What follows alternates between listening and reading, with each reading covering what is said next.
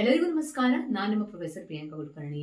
ಇವತ್ತಿನ ಒಂದು ತರಗತಿಯಲ್ಲಿ ನಾವು ತುಂಬಾ ಕನ್ಫ್ಯೂಸಿಂಗ್ ಆದರೆ ತುಂಬಾ ಈಸಿ, ಅದೇ ರೀತಿ ತುಂಬಾ ಸಲ ಎಕ್ಸಾಮ್ ಅಲ್ಲಿ ರಿಪೀಟೆಡ್ ಆಗಿ ಕ್ವಶನ್ ಬರುವಂತ ಟಾಪಿಕ್ ಅನ್ನ ಡಿಸ್ಕಸ್ ಮಾಡಿದ್ದೇವೆ. ನೋಡಿ, ನಾನು ಹೇಳಿರುವ ಹಾಗೆ ಇಕನಾಮಿಕ್ಸ್ ಅನ್ನೋದು ಕಾಮರ್ಸ್ ಸ್ಟೂಡೆಂಟ್ಸ್ಗೆ ಸ್ವಲ್ಪ ಡಿಫಿಕಲ್ಟ್ ಅನಿಸ್ಬೋದು. ಯಾಕಂದ್ರೆ ಇಲ್ಲಿ ಕೆಲವೊಂದು ಡೈಗ್ರಾಮೆಟಿಕ್ ಅಥವಾ ನಾವೇನಂತೀವಿ ಪಿಕ್ಚರ್ಸ್ ಡೈಗ್ರಾಮ್ಸ್ ಏನ್ ಬರುತ್ತೆ ಅಂತಹದ್ದು ಬಂದಾಗ ನಮಗೆ ಕನ್ಫ್ಯೂಷನ್ ಆಗುತ್ತೆ. ಓಕೆನಾ? ಇಲ್ಲಿ ನೋಡಿ, ಡಿಫರೆಂಟ್ ಫಾರ್ಮ್ಸ್ ಆಫ್ ಮಾರ್ಕೆಟ್ ಅಲ್ಲಿ ಇಕ್ವಿಲಿಬ್ರಿಯಂ ಅನ್ನೋದನ್ನ ಯಾವ ಒಂದು ಪಾಯಿಂಟ್ ಅನ್ನ ನಾವು ಇಕ್ವಿಲಿಬ್ರಿಯಂ ಅಂತ ಕರಿತೇವೆ, ಅದೇ ರೀತಿ ಇಕ್ವಿಲಿಬ್ರಿಯಂ ಮಾರ್ಕೆಟಿಗೆ ಯಾವ ರೀತಿಯಾಗಿರುತ್ತೆ, ಅದೇ ರೀತಿ ಫರ್ಮ್ಸ್ಗೆ ಯಾವ ರೀತಿಯಾಗಿರುತ್ತೆ ಅನ್ನೋದನ್ನ ಸ್ವಲ್ಪ ನಾನು ನಿಮಗೆ ಮೊದಲು ಹೇಳ್ತೀನಿ. ನೋಡಿ, ಇಕ್ವಿಲಿಬ್ರಿಯಂ ಅಂದ್ರೆ ಏನು? When we are thinking about the market ಅಲ್ಲಿ equilibrium is the point where demand and supply intersects. ಹೌದಾ? ಡಿಮಾಂಡ್ ಮತ್ತು ಸಪ್ಲೈ ಎಲ್ಲಿ ಇಂಟರ್ಸೆಕ್ಟ್ ಆಗುತ್ತೋ ಆ ಒಂದು ಪರ್ಟಿಕ್ಯುಲರ್ ಪಾಯಿಂಟ್ ಅನ್ನು ನಾವೇನಂತೀವಿ ಇಕ್ವಿಲಿಬ್ರಿಯಂ ಪಾಯಿಂಟ್ ಅಂತ ಕರಿತೇವೆ. ಓಕೆನಾ? ಅದೇ ಫರ್ಮ್ಸ್ಗೆ ಅಂತ ಬಂದಾಗ ಇಕ್ವಿಲಿಬ್ರಿಯಂ ಪಾಯಿಂಟ್ಗೆ ಎರಡು ಕಂಡೀಷನ್ಸ್ ಇದೆ. ಒಂದು MC and MR. ಹೌದಾ? MC and MR. MC curve ಏನಂತೆ marginal utility curve. MC and MR should be equal. MR is equal to MC ಇರಬೇಕು. ಅದೇ ರೀತಿ MC should cut MR from below ಅಂತ. ಅಂದ್ರೆ MR ಕರ್ವ್ ಏನಿರುತ್ತೆ ಅದಕ್ಕೆ MC ಕರ್ವ್ ಏನಿದೆ ಕಟ್ ಮಾಡಬೇಕು, ದಟ್ ಈಸ್ ಫ್ರಮ್ ಬಿಲೋ ಅಂತ. ಜಸ್ಟ್ ಇಲ್ಲ ನಿಮಗೆ ಎಕ್ಸಾಂಪಲ್ ಹೇಳ್ತೀನಿ ನೋಡಿ. For example, see here I am just giving example. ಈಗ C, this is OX and OY curves. ಈ ರೀತಿ ಇರುತ್ತೆ OX and OY curves. ಈಗ ನಾವೇನ್ ಮಾಡ್ತಾ ಇದ್ದೀವಿ ಇಲ್ಲಿ, this is the MR, AR and price curve in perfect competition. ಓಕೆನಾ? ಪರ್ಫೆಕ್ಟ್ ಕಾಂಪಿಟೇಷನ್ ಅಲ್ಲಿ MR, AR ಮತ್ತೆ ಪ್ರೈಸ್ ಕರ್ವ್ ಸೇಮ್ ಇರುತ್ತೆ. ಈಗ ನಾವು MC ಕರ್ವ್ ಅನ್ನು ಡ್ರಾ ಮಾಡಿದಾಗ ಈ ರೀತಿ ಯು ಶೇಪಿನ ಕರ್ವ್ ಅನ್ನು ಡ್ರಾ ಮಾಡಿದಾಗ ಈ ಒಂದು ಪರ್ಟಿಕ್ಯುಲರ್ ಪಾಯಿಂಟ್ ಅಲ್ಲಿ, ಓಕೆನಾ, ಇದು MC ಕರ್ವ್ ಆಗಿರೋದ್ರಿಂದ ಈ ಒಂದು ಪರ್ಟಿಕ್ಯುಲರ್ ಪಾಯಿಂಟ್ ಅಲ್ಲಿ MC is equal to MR ಆಗುತ್ತೆ. ಅದೇ ರೀತಿ MC curve it is cutting MR curve from below. ಇಲ್ಲೂ ಕೂಡ ಕಟ್ ಆಗ್ತಾ ಇದೆ, ಬಟ್ ಇಲ್ಲಿಂದ ಕೆಳಗೆ ಬರ್ತದೆ, ಇಲ್ಲಿಂದ ಮೇನ್ ಹೋಗ್ತಾ ಇದೆ. ಹೌದಾ? ಅಂದ್ರೆ ಒಂದು ಕಟ್ ಆದ ಮೇಲೆ ಆ MC ಅನ್ನೋದು ರೈಸ್ ಆಗಬೇಕು. ಅದಕ್ಕಾಗಿ ಈಸಿ ವರ್ಡ್ ಅಲ್ಲಿ ಯಾವ ರೀತಿ ನೆನಪಿಟ್ಕೊಳ್ಬೇಕು ನೀವು? Equilibrium is the point at which MC is equal to MR and MC cuts MR from below ಅಂತ. ಈ ಎರಡು ಪಾಯಿಂಟ್ಸ್ ನೆನಪಿಟ್ಕೊಳ್ತೀರಾ? ಓಕೆನಾ? ಇವಾಗ ಈ ಒಂದು ಬೇಸಿಕ್ ನಿಮಗೆ ಗೊತ್ತಿದ್ರೆ ನಾನು ಈಗ ಹೇಳ್ತಾ ಇರೋದು ನಿಮಗೆ ಗೊತ್ತಾಗುತ್ತೆ. ಓಕೆನಾ? ಈಗ ನೋಡಿ, ಇಕ್ವಿಲಿಬ್ರಿಯಂ ಅಂದ್ರೆ ಏನಂತ ಗೊತ್ತಾಯ್ತು ನಮಗೆ. ಈಗ ಇಕ್ವಿಲಿಬ್ರಿಯಂ ಪ್ರೈಸ್ ಮೇಲೆ ಡಿಮಾಂಡ್ ಮತ್ತೆ ಸಪ್ಲೈ ಅಲ್ಲಿ ಆಗ್ತಾ ಇರುವಂತಹ ಚೇಂಜಸ್ ಇಂದ ಯಾವ ರೀತಿ ಪರಿಣಾಮ ಬೀರುತ್ತೆ ಅಂದ್ರೆ, ಡಿಮಾಂಡಿನ ಕ್ವಾಂಟಿಟಿಯಲ್ಲಿ ಆಗ್ತಾ ಇರುವಂತಹ ಚೇಂಜಸ್ ಇಂದ ಇಕ್ವಿಲಿಬ್ರಿಯಂನ ಪ್ರೈಸ್ ಅಲ್ಲಿ ಏನಾದ್ರು ಚೇಂಜಸ್ ಆಗುತ್ತಾ ಅನ್ನೋ ಕ್ವಶನ್ ಗೆ ನಾವಿಲ್ಲಿ ಆನ್ಸರ್ ಮಾಡಿದ್ದೇವೆ. ಎಸ್, ಡಿಮಾಂಡ್ ಮತ್ತೆ ಸಪ್ಲೈ ಅಲ್ಲಿ ಆಗ್ತಿರುವಂತಹ ಚೇಂಜಸ್ ಇಂದ ಒಂದು ಇಕ್ವಿಲಿಬ್ರಿಯಂ ಪ್ರೈಸ್ ಮೇಲೆ, ಇಕ್ವಿಲಿಬ್ರಿಯಂ ಪ್ರೈಸ್ ಅಂದ್ರೆ ಏನು? ಫರ್ಮ್ ಗೆ ನಾನು ಹೇಳಿದ ಎರಡು ಕಂಡೀಷನ್ಸ್ ಫುಲ್ಫಿಲ್ ಆಗಬೇಕು. ನಾವು ಮಾರ್ಕೆಟ್ ಬಗ್ಗೆ ಈಗ ಡಿಸ್ಕಸ್ ಮಾಡ್ತಾ ಇದ್ದೇವೆ. ಮಾರ್ಕೆಟಿಗೆ ಅಂತ ಬಂದಾಗ in case of market supply is equal to demand ಎಲ್ಲಿ ಇಂಟರ್ಸೆಕ್ಟ್ ಆಗುತ್ತೋ, ಸಪ್ಲೈ ಮತ್ತೆ ಡಿಮಾಂಡ್ ಕರ್ವ್ ಎಲ್ಲಿ ಇಂಟರ್ಸೆಕ್ಟ್ ಆಗುತ್ತೋ ಅದನ್ನ ನಾವು ಇಕ್ವಿಲಿಬ್ರಿಯಂ ಅಂತೇವೆ. ಫಸ್ಟ್ ಸಿಚುವೇಶನ್ ನೋಡಿ, ಇಲ್ಲಿ 4 ಟೇಬಲ್ಸ್ ಅನ್ನ ನಾನು ಕೊಟ್ಟಿದ್ದೀನಿ, 4 ಸಿಚುವೇಶನ್ಸ್ ನಾವಿಲ್ಲಿ ಡಿಸ್ಕಸ್ ಮಾಡಿದ್ದೇವೆ.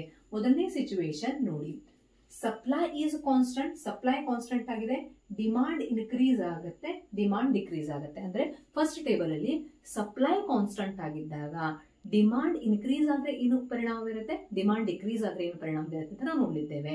ಇದನ್ನ ನೀವು ಬೈ ಹಾರ್ಟ್ ಮಾಡ್ಬೇಕಾ? ನೀವು PU ಸ್ಟೂಡೆಂಟ್ ಆಗಿರ್ಬೋದು, ಕೆಸೆಟ್ ನೆಟಿಗೆ ಪ್ರಿಪೇರ್ ಮಾಡ್ತಾ ಇರ್ಬೋದು, ಯಾರೇ ಆಗಿರ್ಬೋದು, ಇದನ್ನ ನೀವು ಬೈ ಹಾರ್ಟ್ ಮಾಡೋದಲ್ಲ. ಫಸ್ಟ್ ನೀವೇನ್ ಮಾಡ್ಬೇಕು, ಈ ಒಂದು ಡೈಗ್ರಾಮ್ಸ್ ಅನ್ನ ಯಾವ ರೀತಿ ಡ್ರಾ ಮಾಡ್ಬೇಕು ಅಂತ ನೋಡ್ಕೊಳ್ಬೇಕು. ಅಂದ್ರೆ ನಿಮಗೆ ಎಕ್ಸಾಮ್ ಅಲ್ಲಿ ಫಸ್ಟ್ ರಫ್ ಆಗಿ ಏನ್ ಮಾಡ್ಬೇಕು ಹೇಳ್ತೀನಿ ನೋಡಿ. ಫಸ್ಟ್ ಏನ್ ಮಾಡ್ತೀರಾ, OX and OY ಕರ್ವ್ ಅನ್ನ ನೀವು ಡ್ರಾ ಮಾಡ್ಕೊಳ್ತೀರಾ ಈ ರೀತಿ. Okay, first draw OX and OY curve. ಈ ಒಂದು OX OY ಕರ್ವ್ ಅನ್ನ ಡ್ರಾ ಮಾಡ್ಕೊಳ್ತೀರಾ, ಈ ಒಂದು ಲೈನ್ಸ್ ಅನ್ನ ಡ್ರಾ ಮಾಡ್ಕೊಳ್ತೀರಾ, not curves. Okay, OX and OY line ಅನ್ನ ಡ್ರಾ ಮಾಡ್ಕೊಳ್ತೀರಾ. ಅದಾದ್ಮೇಲೆ ನೀವೇನ್ ಮಾಡ್ಬೇಕು ನೋಡಿ, this is demand and this is supply curve. ಓಕೆನಾ? ಡಿಮಾಂಡ್ ಮತ್ತೆ ಸಪ್ಲೈ ಕರ್ವ್ ಅನ್ನ ನೀವು ಡ್ರಾ ಮಾಡ್ಕೊಳ್ಬೇಕು. ಡಿಮಾಂಡ್ ಅಂಡ್ ಸಪ್ಲೈ ನಾನು ಆಲ್ರೆಡಿ ಡ್ರಾ ಮಾಡಿದ್ದೀನಿ. This is demand curve, this is supply curve. ಓಕೆನಾ? Downward sloping and upward sloping. ಇದು ಎರಡು ಎಲ್ಲಿ ಇಂಟರ್ಸೆಕ್ಟ್ ಆಗುತ್ತೋ this particular point is equilibrium. ಓಕೆನಾ? ಇದನ್ನ ರಫ್ ಆಗಿ ನಾವು ತೆಗೆದಿಟ್ಕೊಳ್ಬೇಕು. ಯಾವ ಸಿಚುವೇಶನ್ ಅನ್ನ ಕೇಳಿದಾರೋ ಅದಕ್ಕೆ ತಕ್ಕ ಹಾಗೆ ಯಾವ ರೀತಿ ಚೇಂಜಸ್ ಮಾಡ್ಬೇಕು ಅಂತ ನಾನು ನಿಮಗೆ ಹೇಳ್ತಾ ಹೋಗ್ತೀನಿ. ಓಕೆನಾ? ನೀವೇನ್ ಮಾಡ್ತೀರಾ, OX and OY first draw ಮಾಡ್ಕೊಳ್ತೀರಾ. ಅದಾದ್ಮೇಲೆ ಡಿಮಾಂಡ್ ಮತ್ತೆ ಸಪ್ಲೈ ಅನ್ನ ಡ್ರಾ ಮಾಡ್ತೀರಾ. ಅದೆರಡು ಎಲ್ಲಿ ಇಂಟರ್ಸೆಕ್ಟ್ ಆಗುತ್ತೋ ದಟ್ ಈಸ್ ಇಕ್ವಿಲಿಬ್ರಿಯಂ. ಆ ಒಂದು ಇಕ್ವಿಲಿಬ್ರಿಯಂ ಇಂದ ಒಂದು ಅಡ್ಡ ಲೈನ್ ತಗೊಂಡ್ರೆ ಇದು ಪ್ರೈಸ್, ಇದು ಕ್ವಾಂಟಿಟಿ. ಅರ್ಥ ಆಯ್ತಾ? Very easy. ಈಗ ಸಿಚುವೇಶನ್ 1 ನಾವೇನ್ ಹೇಳ್ತಾ ಇದೀವಿ, ಸಪ್ಲೈ ಕಾನ್ಸ್ಟೆಂಟ್ ಆಗಿರುತ್ತೆ, ಡಿಮಾಂಡ್ ಇನ್ಕ್ರೀಸ್ ಆಗುತ್ತೆ. Supply constant, demand increase. ಮೊದಲನೇದಾಗಿ ನೆನ್ಪಿಟ್ಕೊಳ್ಳಿ, ಇನ್ಕ್ರೀಸ್ ಆದಾಗ ಆ ಒಂದು ಕರ್ವ್ಸ್ ಅನ್ನ ರೈಟ್ ವರ್ಡ್ ಶಿಫ್ಟ್ ಮಾಡಬೇಕು, ಡಿಕ್ರೀಸ್ ಆದಾಗ ಲೆಫ್ಟ್ ವರ್ಡ್ ಶಿಫ್ಟ್ ಮಾಡಬೇಕು. ಅದು ಸಪ್ಲೈ ಕರ್ವ್ ಇರ್ಲಿ, ಡಿಮಾಂಡ್ ಕರ್ವ್ ಇರ್ಲಿ. ನೆನಪಿರುತ್ತಾ? ಇನ್ಕ್ರೀಸ್ ಅಂದ್ರೆ ರೈಟ್, ಓಕೆನಾ, ಪಾಸಿಟಿವ್ ರೈಟ್. ಓಕೆ, ಡಿಕ್ರೀಸ್ ಆದಾಗ ಲೆಫ್ಟ್ ನಾವು ಶಿಫ್ಟ್ ಮಾಡಬೇಕು. ಇವಾಗ ನೋಡಿ, ಇನ್ಕ್ರೀಸ್ ರೈಟ್, ಡಿಕ್ರೀಸ್ ಲೆಫ್ಟ್. ಅರ್ಥ ಆಯ್ತಾ?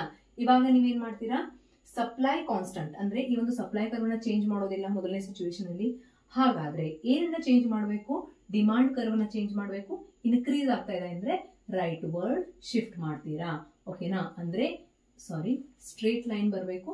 ಇಲ್ಲಿ ನೋಡಿ, ಇವಾಗ ನಾನು ಏನ್ ಮಾಡಿದೆ, ಈ ಒಂದು ಲೈನ್ ಅನ್ನ, this is demand curve. Demand curve ಜಾಸ್ತಿ ಆಗ್ತದೆ, ಇದು ಫಸ್ಟ್ ಹಳೆಯ ಡಿಮಾಂಡ್ ಕರ್ವ್. ನೆಕ್ಸ್ಟ್ ಇನ್ಕ್ರೀಸ್ ಆಗ್ತಾ ಇದೆ ಅಂದ್ರೆ ಇದಕ್ಕಿಂತ ಮೇಲೆ ರೈಟ್ ವರ್ಡ್ ನಾನು ಏನ್ ಮಾಡ್ತೀನಿ, D1 ಹೊಸ ಡಿಮಾಂಡ್ ಕರ್ವ್ ಅನ್ನ ಡ್ರಾ ಮಾಡ್ತಾ ಇದ್ದೀನಿ.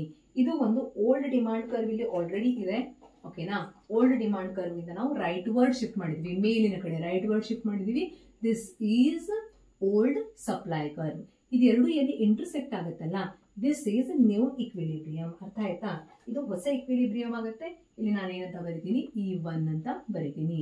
ಈ ಒಂದು ಪಾಯಿಂಟ್ ಇಂದ ಇಲ್ಲಿ ಬರೋದು Q1, ದಿಸ್ ಈಸ್ P1. ಅರ್ಥ ಆಯ್ತಾ?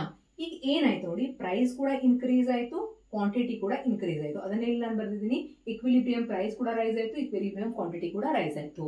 ಅದಕ್ಕೆ ನಾನು ಹೇಳಿದೆ ನಿಮಗೆ, ಫಸ್ಟ್ ನೀವು ಇದನ್ನ ರಫ್ ಆಗಿ ತೆಗೆದುಕೊಳ್ಬೇಕು. ಏನು, OX ಅಂಡ್ OY. ಅದೇ ರೀತಿ ಡಿಮಾಂಡ್ ಅಂಡ್ ಸಪ್ಲೈ ಕರ್ವ್ ರೀತಿ ಕ್ರಾಸ್ ಲೈನ್ ತೆಗೆದುಕೊಳ್ಬೇಕು. ಇದು ಇಕ್ವಿಲಿಬ್ರಿಯಂ.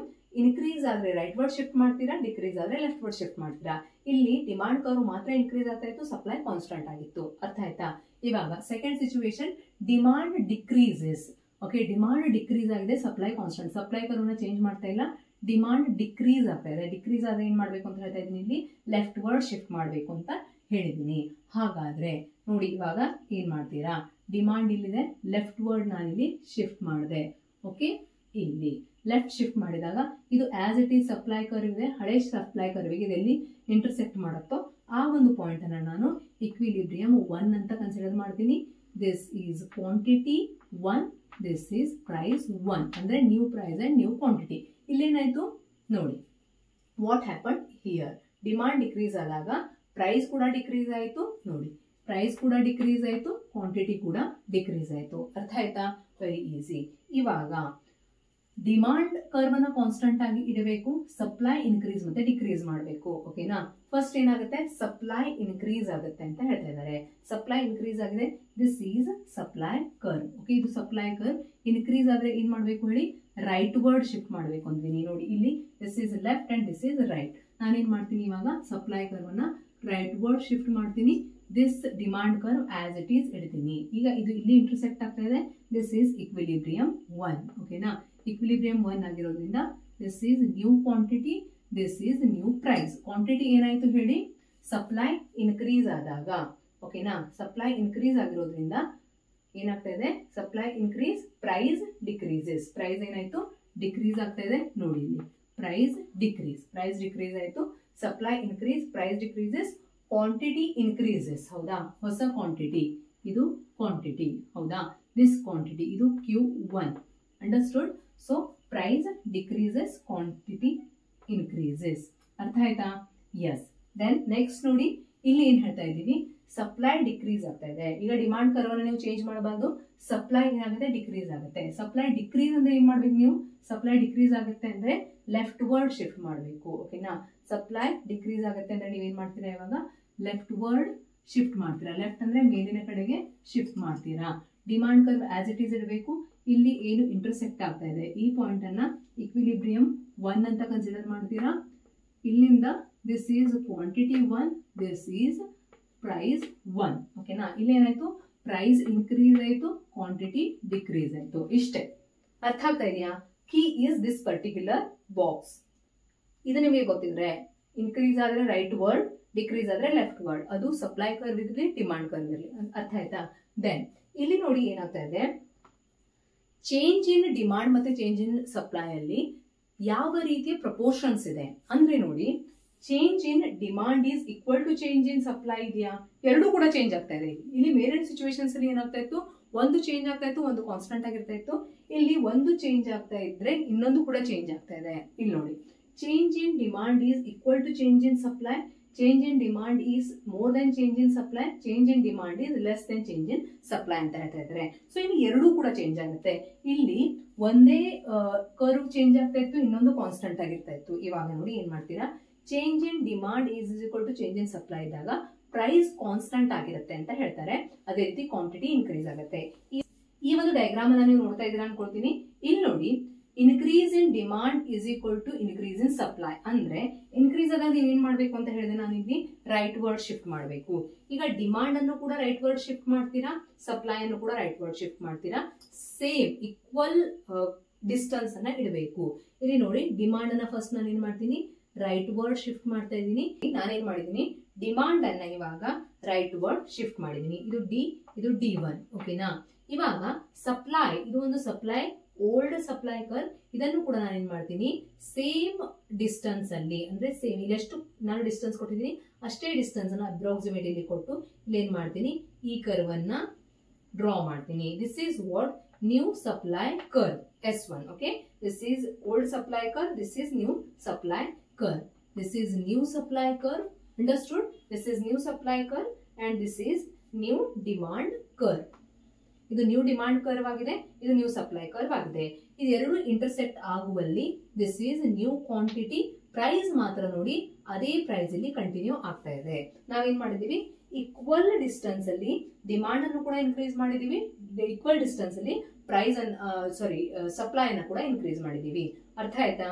ಓಕೆ, ಇಲ್ಲಿ ನೋಡಿ, ಇವಾಗ ನೆಕ್ಸ್ಟ್ ಒಂದು ಡಯಾಗ್ರಾಮ್ ಅನ್ನ ನೀವು ನೋಡಬೇಕು. ಇದು ಸೆಕೆಂಡ್ ಸಿಚುವೇಶನ್ ಅನ್ನ ಎಕ್ಸ್ಪ್ಲೇನ್ ಮಾಡುತ್ತೆ. ಇನ್ಕ್ರೀಸ್ ಇನ್ ಡಿಮಾಂಡ್, ಇನ್ಕ್ರೀಸ್ ಆಗ್ತಾ ಇದೆ ಡಿಮಾಂಡ್ ಅಲ್ಲಿ. ಸೊ ಇದೇನು, ದಿಸ್ ಈಸ್ ಡಿಮಾಂಡ್ ಕರ್ವ್. ಈ ಒಂದು ಓಲ್ಡ್ ಡಿಮಾಂಡ್ ಕರ್ವ್ ಅಲ್ಲಿ ನಾನು ಇನ್ಕ್ರೀಸ್ ಮಾಡ್ತಾ ಇದ್ದೀನಿ. ಅಂದ್ರೆ ಇನ್ಕ್ರೀಸ್ ಅಂದ್ರೆ ನಾನು ಏನ್ ಮಾಡ್ಬೇಕು, ಇವಾಗ ರೈಟ್ ವರ್ಡ್ ಶಿಫ್ಟ್ ಮಾಡಬೇಕು. Increase in demand is more, ಜಾಸ್ತಿ ಇದೆ. ಓಕೆನಾ. Increase in demand is, this is D1. Increase in demand is more than increase in supply. Increase in supply ಏನ್ ಮಾಡಬೇಕು, ನಾನು ರೈಟ್ ವರ್ಡ್ ಶಿಫ್ಟ್ ಮಾಡಬೇಕು. ಸಪ್ಲೈನು ಕೂಡ this is supply, right word shift ಮಾಡ್ತೀನಿ. But ನಾನೇನ್ ಮಾಡಬೇಕು ಹೇಳಿ, the distance should be less. ಯಾಕಂದ್ರೆ ಡಿಮಾಂಡಿನ ಇನ್ಕ್ರೀಸ್ ಜಾಸ್ತಿ ಆಗಿರ್ಬೇಕು. ಸೊ ನಾನೇನ್ ಮಾಡ್ತೀನಿ, ಡಿಸ್ಟೆನ್ಸ್ ಅನ್ನ ಕಡಿಮೆ ಇಡ್ತೀನಿ. Okay, this distance is less. Okay, ನಾವು ಇಲ್ಲಿ ಏನಾಗುತ್ತೆ ನೋಡಿ, ಇನ್ಕ್ರೀಸ್ ಇನ್, ಇದು ಇಂಟರ್ಸೆಕ್ಷನ್, ದಿಸ್ ಈಸ್ E2 ಅಂದ್ರೆ ಇಕ್ವಿಲಿಬ್ರಿಯಂ 2. ಇಲ್ಲಿ ಕ್ವಾಂಟಿಟಿ ಕೂಡ ಇನ್ಕ್ರೀಸ್ ಆಗ್ತಾ ಇದೆ, ಪ್ರೈಸ್ ಕೂಡ ಇನ್ಕ್ರೀಸ್ ಆಗ್ತಾ ಇದೆ. Understood? Quantity is also increased, price is also increase. ನೀವು ಈ ಒಂದು ರಫ್ ಡಯಾಗ್ರಾಮ್ ಅನ್ನು ತೆಗೆದಾಗ ನಿಮ್ಗೆ ಈಸಿಯಾಗಿ ಅರ್ಥ ಆಗುತ್ತೆ. ಓಕೆ, ಇವಾಗ ಮೂರನೇದು, increase in demand is less. ಓಕೆನಾ. ಇನ್ಕ್ರೀಸ್ ಇನ್ ಡಿಮಾಂಡ್, ಡಿಮಾಂಡ್ ಅಲ್ಲಿ ಇನ್ಕ್ರೀಸ್ ಮಾಡ್ತೀರಾ. ಇದು ನ್ಯೂ ಡಿಮಾಂಡ್ ಕರ್ವ್. ಓಕೆನಾ. This is new demand curve D1. increase in demand is less than increase in supply. ಅಂದ್ರೆ increase in supply ಅಲ್ಲಿ ಜಾಸ್ತಿ distance ಅನ್ನ, ಈ ಒಂದು ಸಪ್ಲೈ ಕರ್ವ್ ಮತ್ತೆ ಹೊಸ ಸಪ್ಲೈ ಕರ್ವ್ ಏನ್ ಬರುತ್ತೆ, ಇದರ ಮಧ್ಯೆ ಜಾಸ್ತಿ ಡಿಸ್ಟೆನ್ಸ್ ಅನ್ನ ಇಡ್ತೀರಾ. This is supply 1. ಅಂಡರ್ಸ್ಟೂಡ್? ಇದೆರಡು ಎಲ್ಲಿ ಇಂಟರ್ಸೆಕ್ಟ್ ಆಗುತ್ತೋ, ದಿಸ್ ಈಸ್ ಇಕ್ವಿಲಿಬ್ರಿಯಂ 2. ಇದು ಇಕ್ವಿಲಿಬ್ರಿಯಂ 2 ಆಗಿರುತ್ತೆ. ನೋಡಿ, ದಿಸ್ ಈಸ್ ಇಕ್ವಿಲಿಬ್ರಿಯಂ 2, ಇದು quantity 2, this is price 2.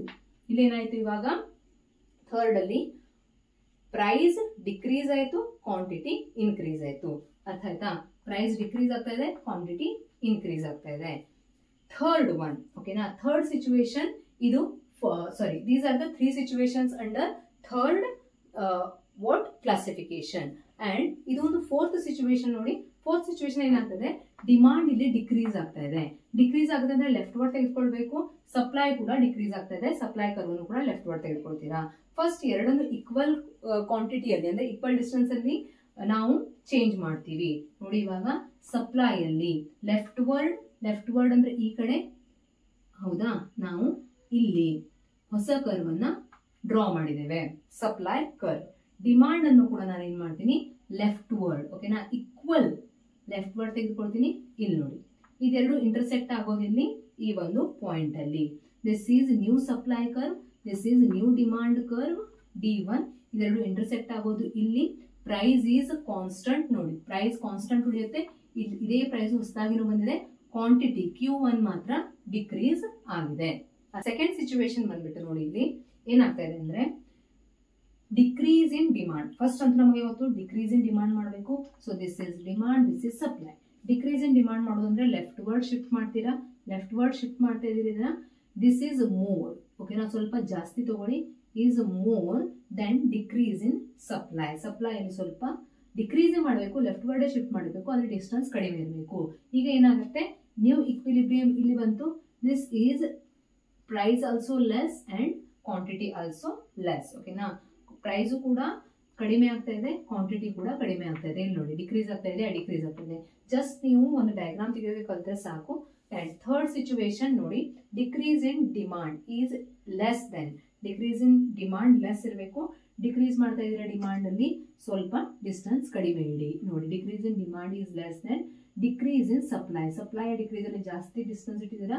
This is new equilibrium. ಅಂದ್ರೆ ಎರಡು ಕರ್ವ್ಸ್ ಅಲ್ಲಿ ಕಟ್ ಆಗಿದೆ, ದಟ್ ಈಸ್ ನ್ಯೂ ಇಕ್ವಿಲಿಬ್ರಿಯಂ.